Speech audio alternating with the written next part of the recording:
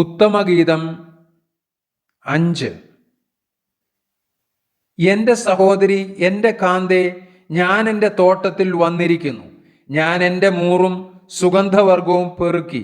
ഞാൻ എൻ്റെ തേൻകട്ട തേനോടുകൂടെ തിന്നും എൻ്റെ വീഞ്ഞ് പാലോടുകൂടെ കുടിച്ചുമിരിക്കുന്നു. സ്നേഹിതന്മാരെ, തിന്നുവിൻ, പ്രിയരെ, കുടിച്ചു മത്തരാകുവിൻ. ഞാൻ ഉറങ്ങുന്നു എങ്കിലും എൻ്റെ ഹൃദയം ഉണർന്നിരിക്കുന്നു.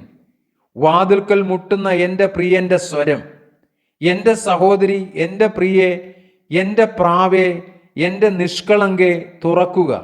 എൻ്റെ ശിരസ് മഞ്ഞുകൊണ്ടും കുറുനിരകൾ രാത്രിയിൽ പെയ്യുന്ന തുള്ളി കൊണ്ടും നനഞ്ഞിരിക്കുന്നു.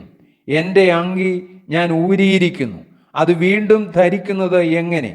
ഞാൻ കാലുകളെ കഴുകിയിരിക്കുന്നു, അവയെ മലിനമാക്കുന്നത് എങ്ങനെ? എൻ്റെ പ്രിയൻ ദ്വാരത്തിൽ കൂടി കൈനീട്ടി, എൻ്റെ ഉള്ളം അവനെ ചൊല്ലി ഉരുകിപ്പോയി. എൻ്റെ പ്രിയന് തുറക്കേണ്ടതിന് ഞാൻ എഴുന്നേറ്റു.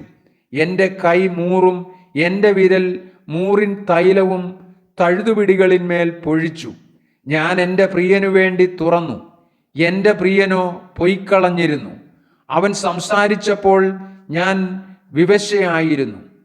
ഞാൻ അന്വേഷിച്ചു, അവനെ കണ്ടില്ല. ഞാൻ അവനെ വിളിച്ചു, അവൻ ഉത്തരം പറഞ്ഞില്ല. നഗരത്തിൽ ചുറ്റി സഞ്ചരിക്കുന്ന കാവൽക്കാർ എന്നെ കണ്ടു. അവർ എന്നെ അടിച്ചു, മുറിവേൽപ്പിച്ചു. മതിൽ കാവൽക്കാർ എൻ്റെ മൂടുപടം എടുത്തുകളഞ്ഞു. യെരൂശലേം പുത്രിമാരെ, നിങ്ങൾ എൻ്റെ പ്രിയനെ കണ്ടെങ്കിൽ ഞാൻ പ്രേമപരവശയായിരിക്കുന്നു എന്ന് അവനോട് അറിയിക്കണം എന്ന് ഞാൻ നിങ്ങളോട് ആണയിടുന്നു.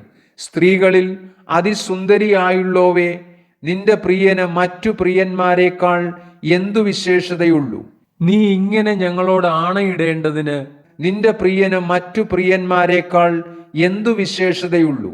എൻ്റെ പ്രിയൻ വെണ്ണയും ചുവപ്പും ഉള്ളവൻ, 10,000 പേരിൽ അതിശ്രേഷ്ഠൻ തന്നെ. അവൻ്റെ ശിരസ് അതിവിശേഷമായ തങ്കം, അവൻ്റെ കുറുനിരകൾ ചുരുണ്ടും കാക്കയെപ്പോലെ കറുത്തുമിരിക്കുന്നു. അവൻ്റെ കണ്ണ് നീർത്തോടുകളുടെ അരികത്തുള്ള പ്രാവുകൾക്ക് തുല്യം. അത് പാലുകൊണ്ട് കഴുകിയതും ചേർച്ചയായി പതിച്ചതുമാകുന്നു.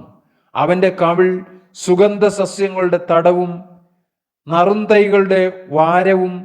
അവൻ്റെ അധരം താമരപ്പൂവും പോലെ ഇരിക്കുന്നു, അത് മൂറിൻ തൈലം പൊഴിച്ചുകൊണ്ടിരിക്കുന്നു.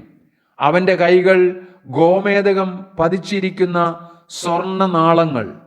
അവൻ്റെ ഉദരം നീലരത്നം പതിച്ച ദന്ത നിർമ്മിതം. അവൻ്റെ തുട തങ്കച്ചുവട്ടിൽ നിർത്തിയ വെൺകൽ തൂൺ. അവൻ്റെ രൂപം ലെബാനോനെ പോലെ, ദേവദാരു പോലെ തന്നെ ഉത്കൃഷ്ടമാകുന്നു. അവൻ്റെ വായ് ഏറ്റവും മധുരമുള്ളത്. അവൻ സർവാംഗ സുന്ദരൻ തന്നെ. യെരൂശലേം പുത്രിമാരെ, ഇവനത്രേ എൻ്റെ പ്രിയൻ, ഇവനത്രേ എൻ്റെ സ്നേഹിതൻ.